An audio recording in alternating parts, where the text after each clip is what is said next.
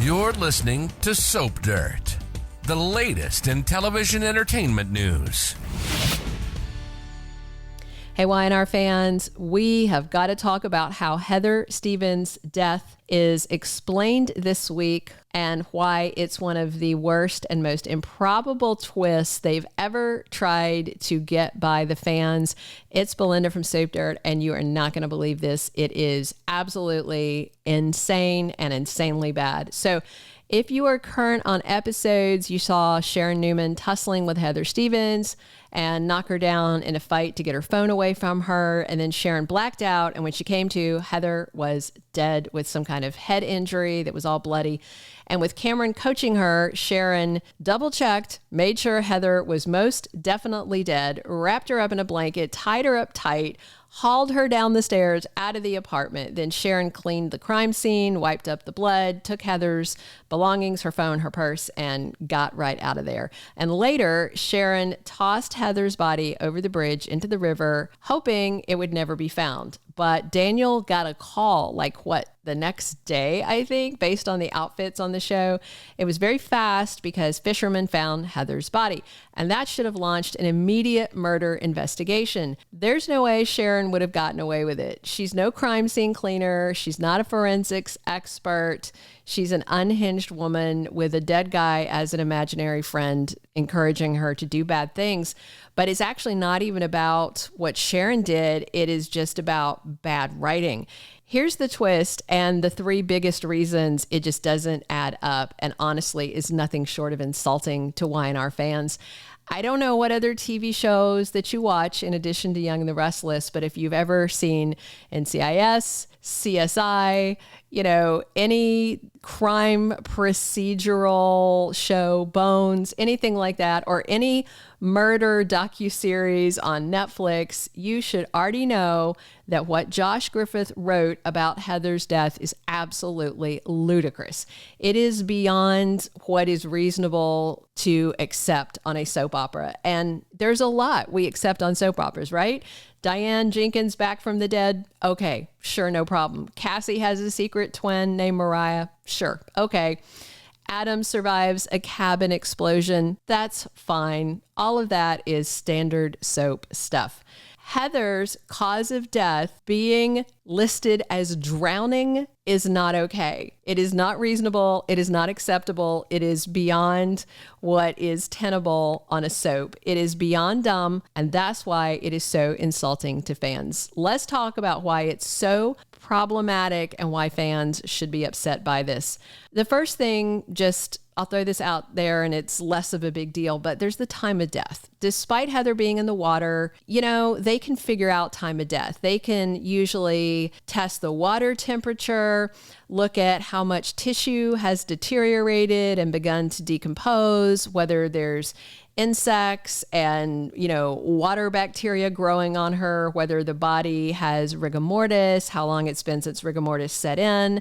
They have these amazing algorithms that can factor in the temperature of the corpse, the temperature of the water, the flow of the river, all that.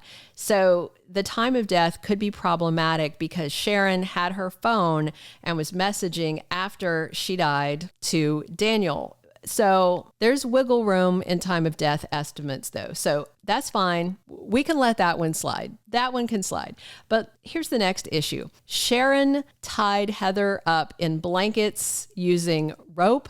It was thorough. She tied her corpse up good enough for her to stay completely secure and knotted while she dragged her downstairs, shoved her in a trunk, dragged her out, and then dumped her body. How is it that none of the blanket or the ropes were found attached to Heather's body? I'm assuming they're not, because if you see someone's body tied up in a blanket and ropes, they didn't just die of drowning. That's foul play. So I am assuming the fishermen and the cops that came would have noticed Heather was bound up in a blanket.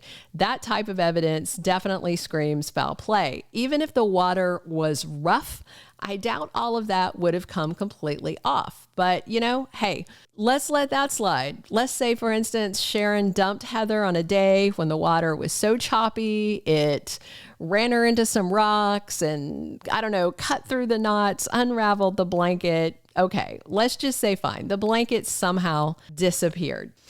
Here's another issue. How did Heather get out to the river to fall in if she accidentally drowned? Where's her car?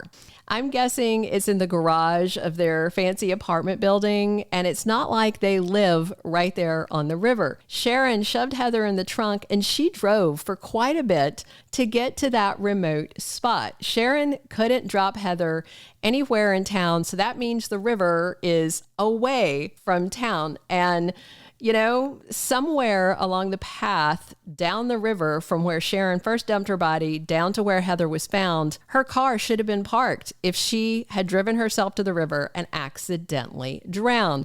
No one's going to believe Heather hitchhiked out to the river and just fell in or threw herself in. And a quick check of her credit cards will show she didn't call an Uber. So how did the Cracker Jack police there in Genoa City explain how Heather got to the river that she drowned in? That's also ludicrous. That's something I think is ridiculous to try and just explain away without mentioning it. But here's the big issue. This is actual forensic evidence that destroys any assertion that Heather Stevens simply drowned. When you drown, you suck water into your lungs. When you are killed on dry land, like in an apartment, and then your body is put into the water, you don't suck water into your lungs because you're no longer respirating. If you've watched any murder series, docuseries, fact fiction, you know this. At the time Sharon killed Heather in the apartment, she was breathing air, and that air stays in the lungs. You only get water in the lungs when you are breathing while you're underwater. Crime Scene 101. I can think of no crime scene series, fact, fiction, otherwise, where a criminal got away with faking a drowning after killing someone on dry land. There's also foam that forms during drowning that clogs your nasal passages in your throat. Heather would have had zero forensic evidential signs of drowning, not one.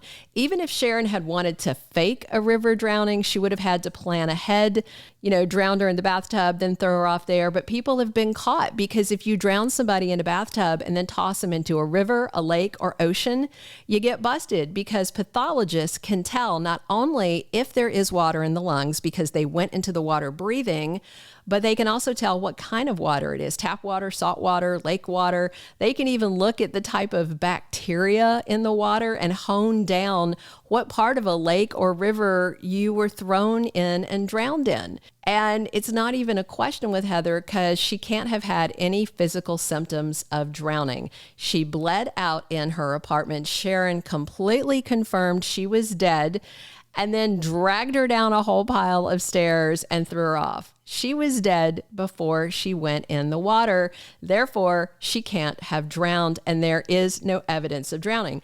It's just crazy. And in the end, Sharon murdering Heather is awful enough because it's taking Lucy's mom away from her, Daniel's love away from him. But also, it's kind of in poor taste, in my opinion, because that's how they celebrated Sharon Case's 30th anniversary. In a very morbid way, having her murder an innocent woman. Horrible. But my real issue is that the writers must think viewers are dumb. There's nothing else for it. It is common knowledge that drowning is easily and instantly detected in an autopsy because of water in the lungs, and somebody dying and then being put in the water is also easily detected. It's bad writing. It's insulting writing, really. And I'm pretty much appalled that they think the fans won't realize it. Just wow. Thank you for being a loyal listener. Follow us wherever you get your podcast, because you don't want to miss the next episode. Soap Dirt is on all the major podcast platforms, including Apple Podcast, Spotify, iHeartRadio, and more.